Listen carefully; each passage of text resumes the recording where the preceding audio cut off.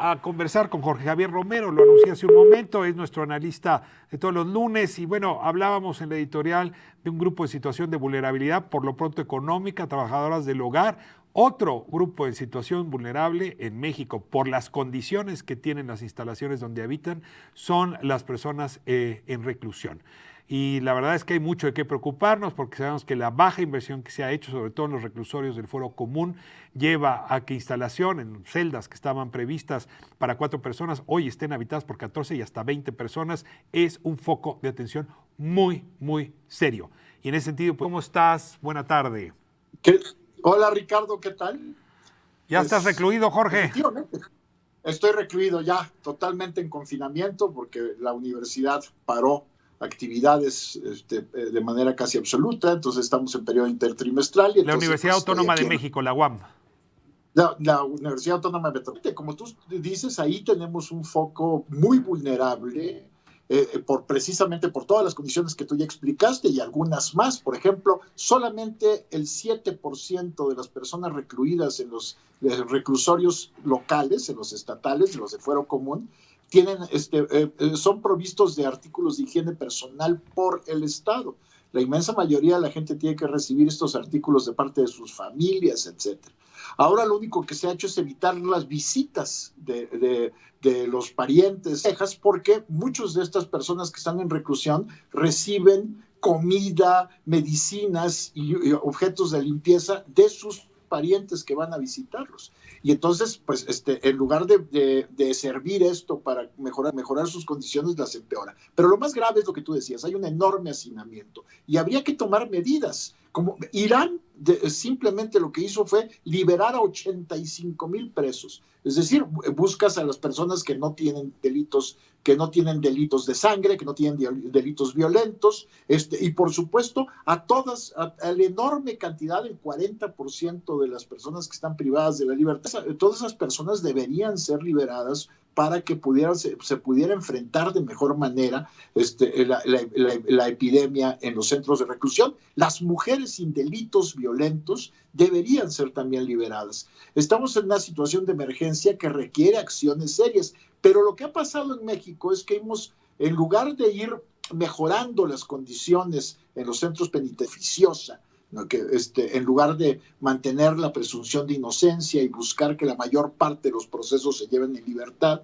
tenemos cárceles saturadas en condiciones infrahumanas, y es un tema que debería ser seriamente abordado porque es muy probable que ahí tengamos uno de los grandes focos de contagio de la epidemia, que puede ser catastrófico. Y otro grupo tremendamente vulnerable en México y en los Estados Unidos es de los migrantes que están confinados.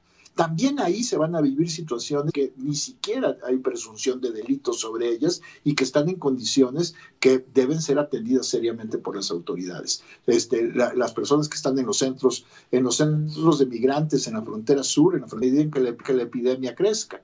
Y frente a eso parece que no se han tomado ningún tipo de medidas, ¿no? Ahora, yo tengo un temor, Jorge, hay una distancia sideral entre los CEFERESOS, los centros de reclusión Exacto. federal, y los CERESOS, los centros de reclusión que tienen los gobiernos estatales. Y si me pones todavía, muy probable que el gobierno federal se pueda hacer cargo de su sistema, y es un sistema que sobre todo se le invirtió muchísimo dinero, sobre todo a raíz de esta guerra que tú has criticado, parte de la población. Tú ves a los gobiernos estatales preocupados por ese hacinamiento, preocupados por las medidas, por el protocolo. Mira, pienso solamente, para poner uno, el centro penitenciario de Juárez, ¿no? Que es uno de un basurero. Y desde luego, sí me pregunto si hay alguien que no se va a lavar las manos frente a ese problema y por lavarse las manos no vaya a acabar teniendo ahí un foco.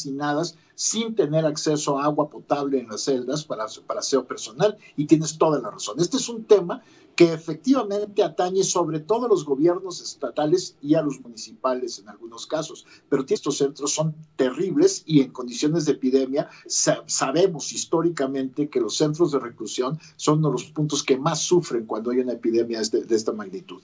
Y entonces esto es una llamada de atención. Unos que están especialmente activos frente a la epidemia, como el de Jalisco, han volteado a ver a esta población que es especialmente vulnerable y que al narcomenudeo, que ahora son delitos del orden del fuero común, y que por muchas veces simplemente se trata de personas usuarias que han sido detenidas por posesión simple.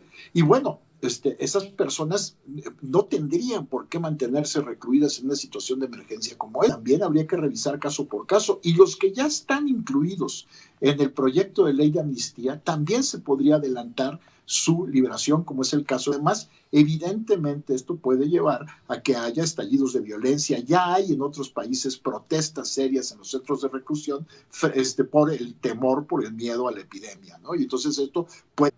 Asuntos, expedientes que más conoces, y es el tema del federalismo. Si hacemos la comparación, el que tuvo que salir adelante, y cuando se le complicó, entonces el gobierno nacional chino se ocupó de toda la emergencia y las políticas. Está implementando medidas, pero en unas cuantas semanas esto va a ser sobre todo tarea del gobierno local. Es decir, una vez que cada ciudad tenga que decir si habilidad del gobierno estatal, si los municipales, y quizá incluso de algunas subsecciones de lo municipal van a estar a cargo. ¿Ves hacer evidente? Te lo voy a agradecer. Pues sin duda alguna hay diferencias enormes. Tenemos un federalismo que está absolutamente atrofiado. Gobiernos con muy poca centralización en temas de salud, el sistema de salud sigue siendo responsabilidad local. Y ahí hay enormes diferencias. Y también ha habido cartas en el asunto. El gobierno de Jalisco ha salido a tener una política propia frente a la epidemia, pero sin duda alguna tienes toda la razón, dificultades presupuestales, y que es enormemente dependiente del gobierno federal. Ahora, no hay que perder de vista que, de acuerdo con la Constitución, en un caso de emergencia se tiene que dictar las medidas y se tiene que poner por encima incluso los gobiernos locales para ordenarles que tomen las medidas necesarias para enfrentar la epidemia. Esto crece de acuerdo a las proyecciones de los modelos matemáticos. Lo que vamos a ver es sistemas de salud locales puestos pues a límites, si no es que ampliamente rebasados, ¿no? Y en las condiciones actuales interno bruto. Y eso puede costarnos muchísimo en estas condiciones, ¿no? Sí, he estado leyendo distintos análisis y dicen que la gran diferencia entre las poblaciones que han padecido el látigo del COVID-19, ahí es donde se juega pues una buena parte del problema. Si en lo local esto no funciona, vamos a acabar viendo los centros hospitaleros de tercer nivel saturados, y es ahí donde el asunto se nos vuelve regiones, ¿no? Es decir, si tú agarras el vientre de la República, déjame plantearlo desde Colima, Jalisco hasta Veracruz, pues ahí anda, plantear así, desde Silao hasta Morelos, digamos, hasta Tasco, para ponerlo en latitud. Monterrey está presentando pues un indicador elevado también de contagio, y en realidad tú ves el resto de regiones más que un país entero metido en el conflicto. Así es, porque finalmente este es un país tremendamente desigual, y los gobiernos locales, como algunos de los que mencionaste, incluso Morelos, Puebla tiene incluso menos capacidad también que contrahecho federalismo mexicano. Y ya lo estamos viendo en la misma actitud de los gobiernos locales y de los ayuntamientos, pasmados, ¿no? Como a la expectativa de ver de qué ocurre, y más bien como esperando que un golpe de suerte evite que se conviertan en focos serios de los países, ¿no? Si hay que ver cómo está Italia, donde ha sido sobre todo la Lombardía, la región más rica, el norte, donde más zonas que tienen mucha más actividad urbana, muchísimo mayor concentración de la población, son las que van a sufrir mayor impacto. Estamos viendo cómo todos los estados que tienen gran población urbana van a sufrir muchísimo, y vamos a ver qué tanto pueden responder sus sistemas de salud. Jorge, y yo creo que estamos tengo que irme, pero quiero hacerte una última pregunta muy rápido, que es casi sí o no. Tú eres campechano. Pero ¿qué tal si llegaba yo y allá los contagiaba? Mejor me quedé aquí en San Luis. O sea, puede ser tu vehículo de contagio. Después uno nunca sabe, ¿no? Es ese acto de trabajo informativo que tenemos, y te voy a agradecer que te mantengas muy en la comunidad de La Octava para poder acompañar al público, a nuestro público, a lo largo de esta crisis sanitaria. Al Consejo Sanitario que prevé la Constitución mexicana, y vamos justamente a hablar con Alfonso Pérez Consejo. La verdad es que lo entendemos mal, pero le adelanto, esa es la autoridad que va a conducir el resto de las actividades públicas, jurisdicción, hasta dónde puede llegar en sus decretos, en sus órdenes al conjunto nacional. Corte y volvemos. Esta es La Octava, no se vaya.